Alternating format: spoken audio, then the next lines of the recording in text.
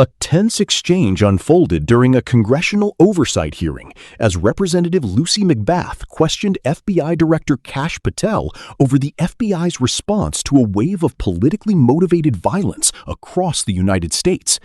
McBath cited several recent attacks, including the fatal shooting of Charlie Kirk, the assassination of Minnesota House Speaker Melissa Hortman and her husband, the arson attack on Pennsylvania Governor Josh Shapiro's residence, and the deadly shooting at the CDC headquarters, to argue that the nation has experienced an alarming rise in politically driven violence.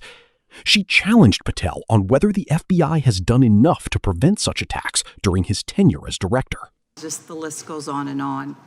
I only have just a few minutes today, so I don't want to take a lot of time to go into all the countless and devastating violent crimes and incidents that have happened at our schools or on our streets and in our communities that have just been happening all year long. Mr. Patel, just yes or no, is this type of political violence ever acceptable in your eyes?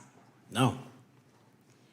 I'm glad that we agree that these heinous acts designed to instill fear and division in our nation are never, ever acceptable.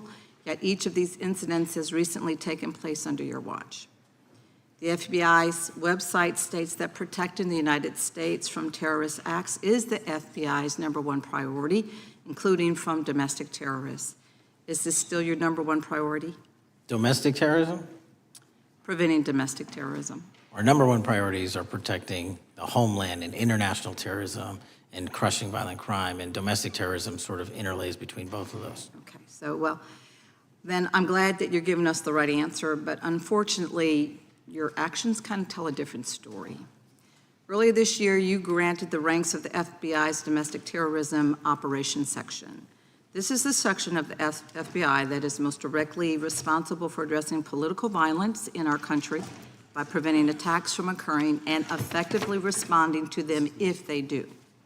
The agents in this section are the ones who stopped an individual stockpiling weapons, who planned to attack schools and churches in Florida and seized bombs made by an ISIS sympathizer in New Orleans.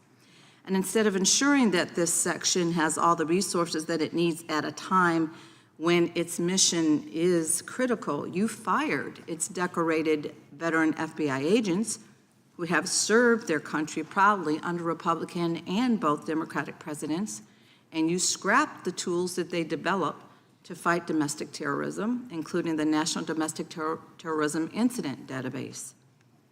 I mean, most of that is just not true. We have 1,700 current DT managed programs. We're up 300% in the amount of cases we brought against nihilistic, violent extremists, including 764, wishing to harm our children. The FBI and the men and women are getting after that problem set more than ever because I've unleashed them to do so. And any insinuation that these tragic occurrences across the country are somehow singularly my fault or disgusting because that watershed goes down to the men and women at the FBI, and they are not responsible for it. I'm happy to work with you to get them what they need. Gentlelady controls the time.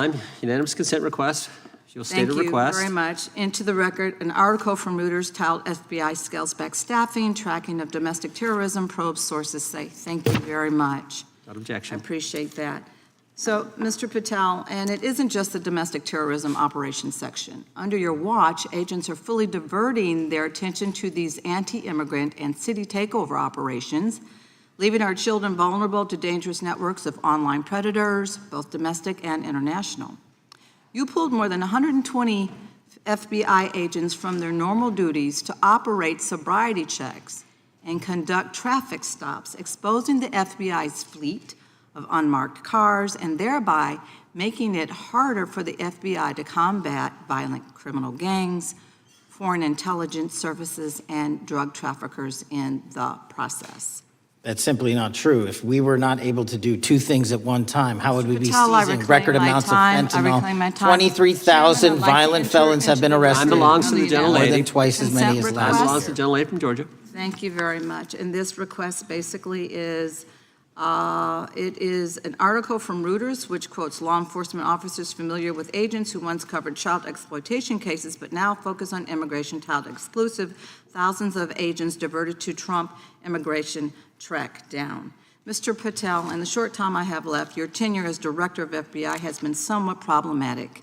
Americans are left safe, left definitely less safe under your watch. You have gutted the FBI's ability to keep safe from domestic terrorism. You have sent FBI agents to conduct traffic stops and round up hardworking immigrants who pose no danger to public safety, people even President Trump referred to as good, long-time workers.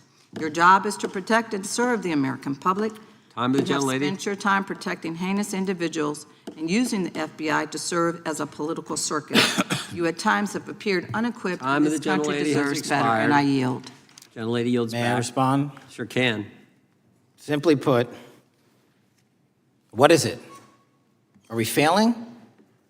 If we're failing, how are we arresting 23,000 violent felons? Twice as many as this time last year. Are we failing?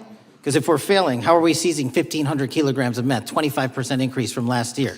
Are we failing? Because we captured 4 top 10 FBI most wanted from around the world in 7 months. That's more than the entirety of the last administration. Are we failing? Because we put 1,500 child predators in prison. Are we failing? Because we dismantled 300 human trafficking networks. Which is it? You don't like me, that's fine. But don't you dare disparage the men and women of the FBI that are producing record results in historic fashion to protect this country. They are kicking ass for America, and they're going to continue to do so. And we appreciate your leadership. The gentlelady from Florida is recognized. Representative McBath began by asking Patel whether political violence is ever acceptable.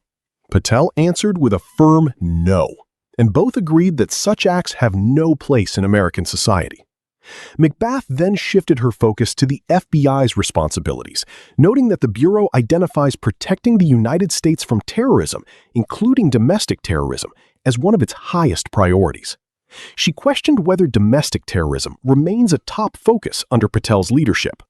Patel responded that protecting the homeland, combating international terrorism, reducing violent crime, and preventing domestic terrorism are all among the FBI's core priorities, explaining that domestic terrorism overlaps with several of those missions. McBath argued that Patel's actions did not match his stated priorities. She accused his leadership of weakening the FBI's domestic terrorism operations section by reducing its ranks, dismissing experienced agents, and eliminating resources such as the National Domestic Terrorism Incident Database. According to McBath, these changes came at a time when the Bureau needed to strengthen its ability to prevent politically motivated attacks. Patel forcefully rejected those claims, stating that most of that is just not true. He said the FBI currently manages approximately 1,700 domestic terrorism programs and claimed the Bureau has increased its cases involving violent extremists by 300%. Patel also highlighted investigations involving individuals allegedly planning violence against children, arguing that the FBI is taking a more aggressive approach than ever before because he has given agents greater freedom to pursue these threats. The hearing highlighted sharply different views over the FBI's handling of domestic terrorism. Representative McBath argued that recent organizational changes have weakened the Bureau's ability to prevent politically motivated violence, while Director Kash Patel maintained that the FBI has expanded its domestic terrorism efforts and increased enforcement against violent extremists. Their confrontation reflected the broader debate in Congress over public safety, accountability, and how the nation's top law enforcement agency should respond to evolving domestic security threats.